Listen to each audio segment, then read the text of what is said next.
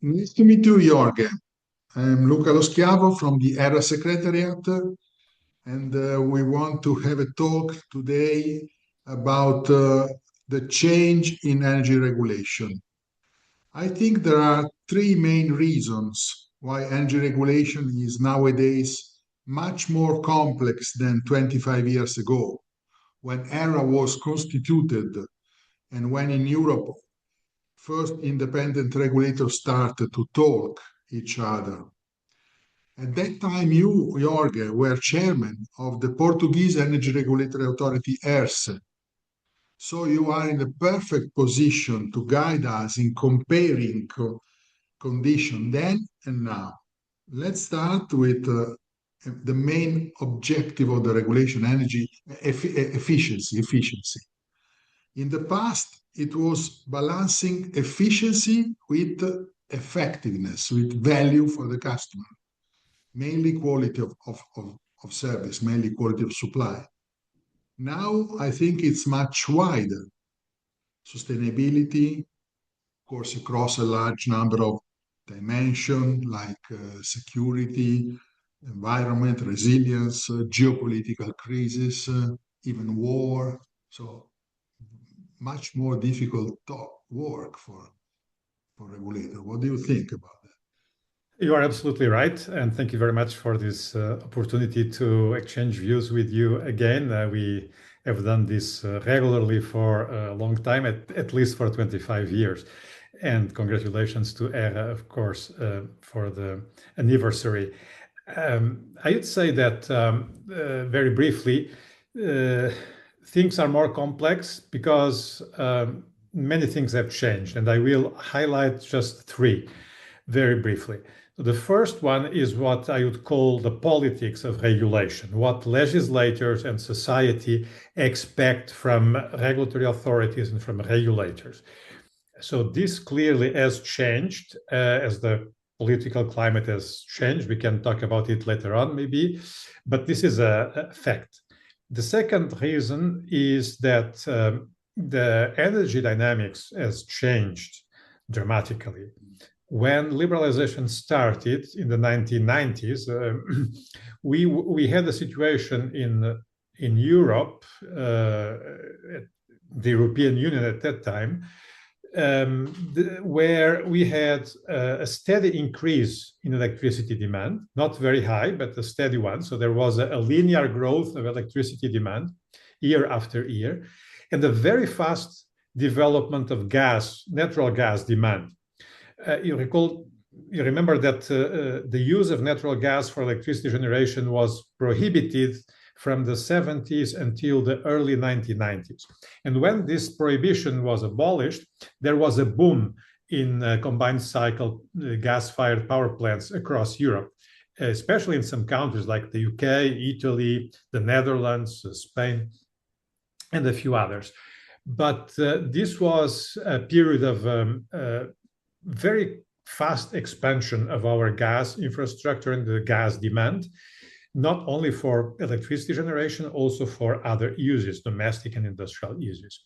So regulation at that time had to deal with a situation of steady increase of demand, in some cases, a very substantial increase in energy demand, and the need to adapt the infrastructure to this growth in demand, and to make sure that the newcomers were introducing competition in this market for the benefit of consumers. And this was the case with the gas-fired power plants, which were mainly built by private investors benefiting from liberalization and competing against each other. And so from the beginning of liberalization until around 2005, this was the situation. But then came a long period of about 20 years, where electricity demand did not grow anymore. It has been perfectly stable over the last 20 years in the European Union, and gas demand started to decrease for reasons that we know, which are political mainly. And so this has changed the mindset of regulators, because one thing is to regulate in the context of very fast growth, demand growth. Another thing is to have steady energy demand. The third and final, but last but not least, reason is that energy policy has changed. Energy policy at that time was much focused on, as you said, efficiency and on competitive energy prices for consumers. That was the main purpose. But things have changed since then, and many other objectives are now assigned to the energy sector, including, of course, a very important contribution to the decarbonization of our economy, but also to enhancing our strategic autonomy vis-à-vis energy exporting countries. This makes the role of the regulator much more difficult because especially of renewable impact, of electrification, of the new trends. And we see that electrification is now changing again the demand growth. We are observing that the new data center growth for artificial intelligence is changing the landscape with a speed that is incredible. If you know what is happening in US, where the capacity auction skyrocketed the price due to the expected enormous growth in energy demand in the next few years.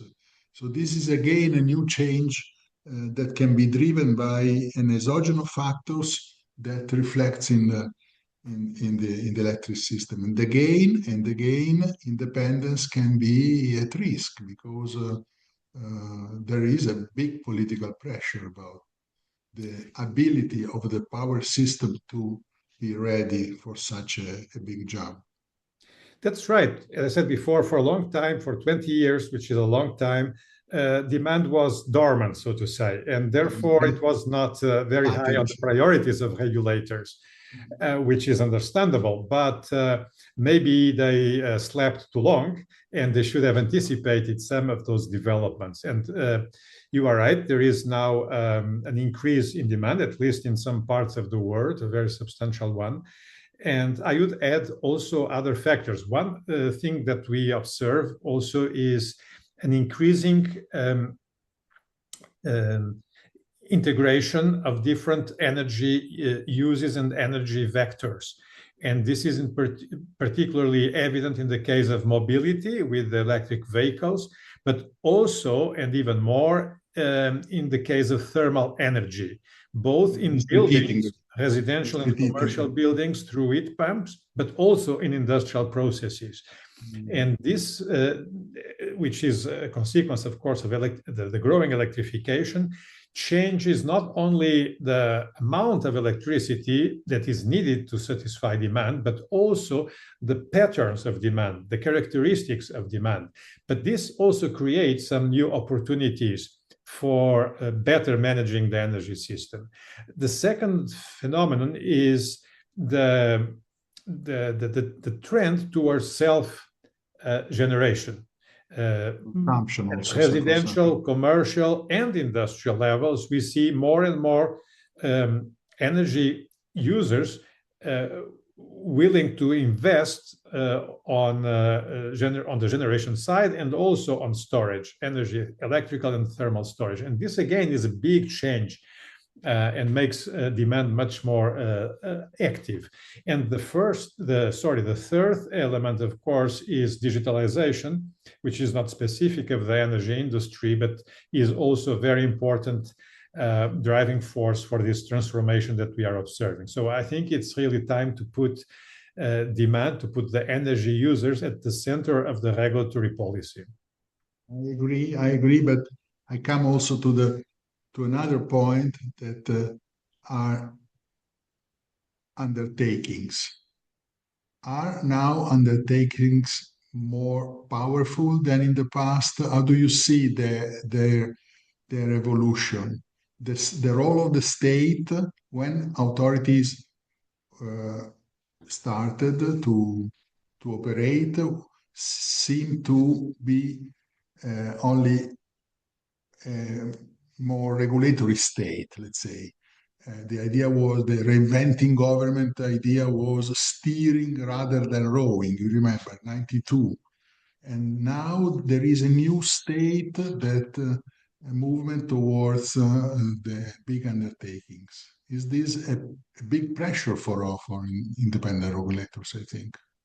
Well, this is for sure a big change, and this brings me back to my first point, which was the politics of regulation. At that time, in the early 1990s, it was the time where many people believed on the end of history. That's the title of a bestseller at that time. Believed on the end of politics, believed that free markets, global free markets, would make humanity much happier than before. And so there was maybe an excessive belief on the power of free markets. And what we have observed over the last 30 years is that there are many market failures, not only the traditional ones, not only the well-known externalities, but there is also a difficulty in, for instance, combining those different public policy objectives that we have mentioned, like independence and security of supply and decarbonization and digitalization and so on and so forth.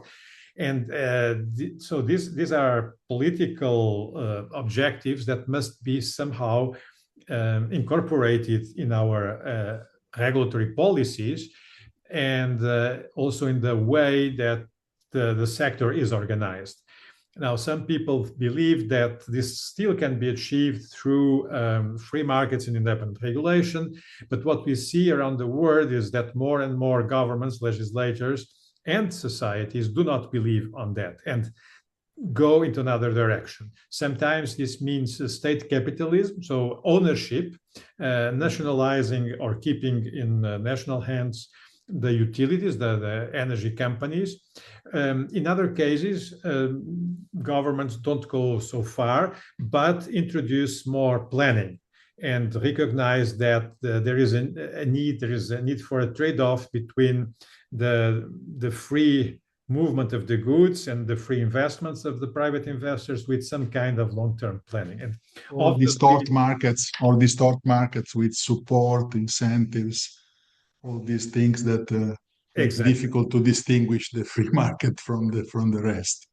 However, let's launch a good signal. But if you allow me just a final word on this, I think that this is also an opportunity, this moment of reflection about how we should proceed, how the next 25 years should look like. This is an opportunity also to improve things and maybe to get away from this mentality of the past, which looked at energy, in particular at electricity, as a pure commodity, and to realize that energy is more than that, and that energy is one way or another a defining element of a political community. I would say of life. Exactly. Thank you very much, Jorge. Thank you. Thanks, Luca. Thank you. Bye.